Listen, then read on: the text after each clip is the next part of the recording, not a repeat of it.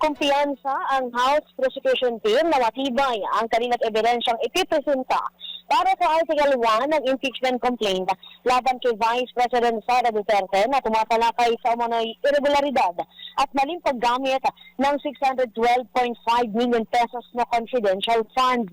Ayon kay House Lead Prosecutor at Batangas Representative Jervin Luistro, target nilang masimulan sa Hulyo 22 ang presentasyon ng mga testigo at ebidensya kaugnay ng nabanggit na aligasyong nakapaloob sa impeachment case ng Vice Presidente.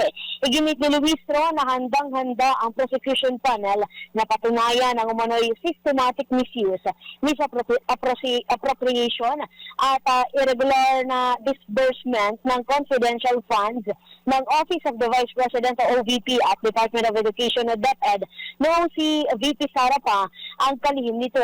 Saklaw ng aligasyon ang 500 million pesos na confidential funds ng OVP at 112.5 million pesos naman na confidential funds sa DepEd. Umaasa ang prosecution na sa pamamagitan ng kanilang mga testigo at ebidensya ay mapapatunayan ang mga paratang na nakasaad sa unang article of impeachment laban sa Vice Presidente. Para sa Boses ng Pilipino, nagbabalita ng Todong Lakas, ako si Patrol 30. Shelly Mendez sa bagong tunog ng DWIZ 882. DWIZ Breaking News.